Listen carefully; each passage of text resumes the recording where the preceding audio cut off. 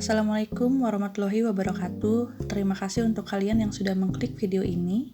Di video kali ini, aku akan membacakan lagi beberapa kisah creepypasta yang bikin bulu kuduk merinding, teman-teman. Semoga setelah mendengar kisah ini, kalian gak takut kalau harus tidur sendirian ya. Tapi sebelum kita ke kisah pertama, tolong bantu aku dulu untuk klik tombol subscribe-nya ya teman-teman, biar aku semakin semangat nih bikin videonya. Dan jangan lupa juga untuk klik tombol loncengnya, biar kalian gak ketinggalan kalau aku upload video terbaru lainnya. Aku tungguin ya. Oke, terima kasih teman-teman. Sekarang yuk kita masuk ke kisah pertama. 1. Istirahat dengan tenang. Sayang, aku capek banget hari ini. Kerjaan banyak banget di kantor. Mana tadi aku harus ke tempat proyek. Aku yang sedang duduk termenung, tersentak kaget mendengar suamiku. Sontak aku menoleh ke arah suaranya. Dia sedang duduk di sampingku. "Kamu kenapa?" katanya lagi. Kemudian aku tersenyum padanya. Kulihat muka lelahnya yang terlihat sedikit kesal melihat ekspresiku. "Sekarang kamu memang harus udah istirahat dengan tenang sayang," kataku akhirnya. "Iya, tapi kamu 2 hari ini tidak pernah menyiapkan makan malam untukku. Setiap pulang kerja, kamu udah tidur. Aku berangkat kerja, kamu juga gak bangun. Kamu kenapa sih? Sekarang aku pulang kerja, kamu malah melamun, bukannya menyambut aku. Padahal aku capek banget, aku lapar." Sejujurnya, aku cukup kaget lagi mendengar keluhan suamiku. Aku mencoba mengontrol diriku agar dia tidak tersinggung.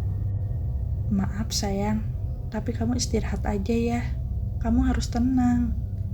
Nanti apa yang kamu mau pasti disediain. Mana bisa istirahat dengan tenang kalau perutku lapar. Kamu juga tidur terus, gimana sediain makanan buat aku? Kalau kamu kayak gitu terus, ya udah, aku bisa kok masak sendiri," kata suamiku sembari bangun dari duduknya. Kemudian ia pergi ke dapur. Aku segera mengikutinya, bermaksud untuk mencegahnya. "Sayang, kamu jangan ke sana," kataku. Namun, tiba-tiba suamiku terdiam. Dia membalikkan badannya ke arahku. Mukanya terlihat semakin pucat. Sayang, kenapa aku gak bisa pegang wajan ini ya?" katanya tergagap.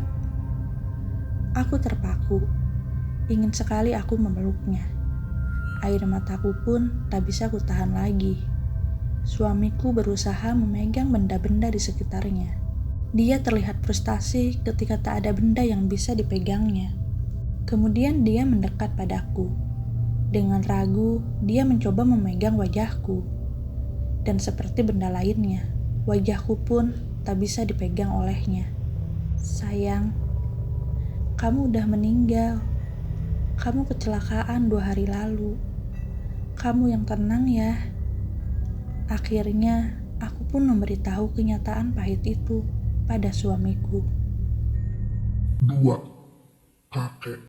"Diam, dia datang," kata nenekku tiba-tiba. "Dia siapa?" tanyaku heran pada nenekku. "Kamu bukakan saja pintunya sana," kata nenek lagi. Aku pun menurut membukakan pintu, walau sebenarnya aku tak mendengar ada suara ketukan. Saat itu, di rumah aku hanya berdua dengan nenek, sehingga ku pikir mungkin ibu dan ayahku sudah pulang. "Gak ada orang, Nek," teriakku saat kulihat di luar tidak ada siapa-siapa. Aku pun segera menutup pintu lagi dan kembali menghampiri nenek.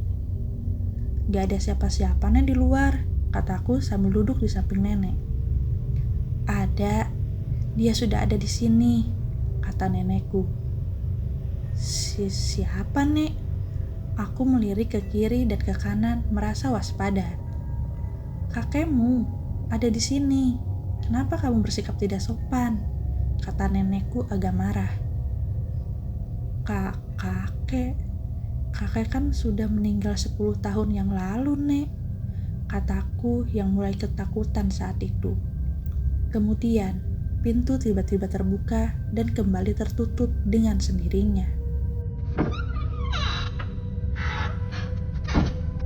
Sontak Aku kaget bukan main.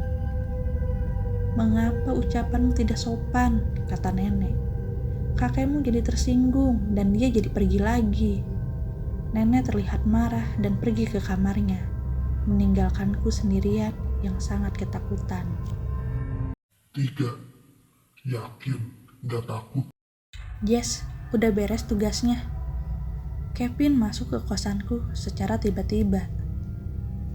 "Lah, kok udah balik, Vin? Bukannya lo sama Roni lagi beli makan?" "Iya, biar si Roni aja yang beli makan.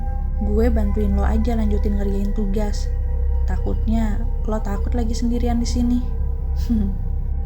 "Apaan sih? Ya enggak lah. Orang ini kosan gue, ngapain gue harus takut?" Kataku merasa lucu dengan ucapan Kevin. "Ya udah, gue ke kamar mandi dulu ya, Jess," kata Kevin akhirnya. Tiba-tiba handphoneku berbunyi. Telepon dari Kevin. Ngapain dia telepon? Padahal dia lagi di kamar mandi, pikirku. "Halo Jess, tadi lo pesan apa ya? Gue lupa," kata Kevin begitu aku mengangkat teleponnya. "Hah? Gimana maksudnya, Vin?" Aku menerima telepon sambil terus melihat ke arah kamar mandi. Pasti Kevin sedang mengerjaiku. "Tadi lo pesan makan apaan? Nasi goreng ya?" kata Kevin lagi dari seberang sana. Iya sih, tapi bukannya Roni yang beli makan. Ngapain lo nanya-nanya?" kataku lagi.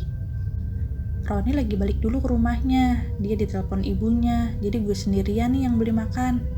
"Jangan bercanda deh, Vin. Ngaco lu."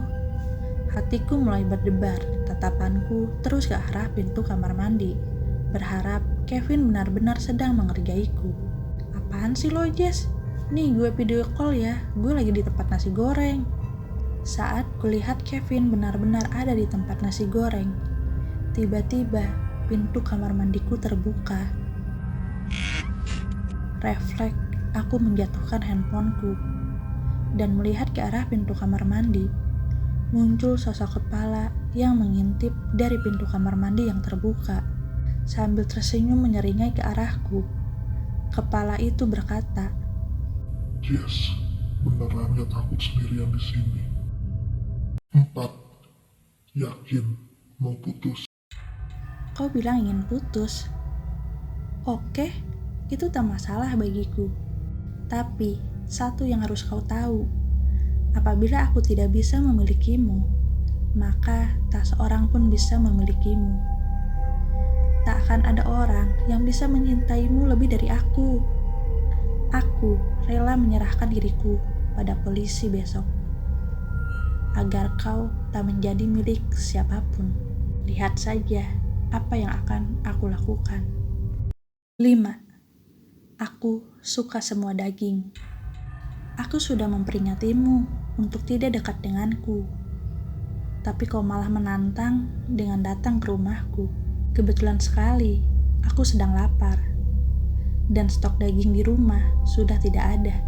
Tenang, aku tak akan langsung menghabisimu. Kupinta sebelah tanganmu dulu untuk malam ini. 6. Kekasih impian. Aku senang pada akhirnya aku memiliki kekasih.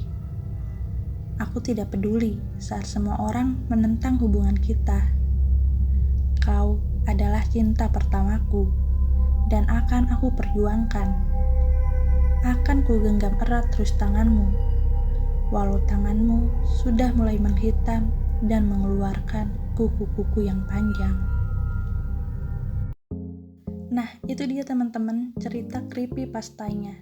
Gimana? Kalian udah merinding belum? Apa kalian takut tidur sendirian malam ini? Terima kasih untuk kalian yang sudah mau mendengarkan cerita ini sampai habis. Jangan lupa untuk klik tombol like dan share-nya kalau kalian suka sama video ini. Assalamualaikum warahmatullahi wabarakatuh.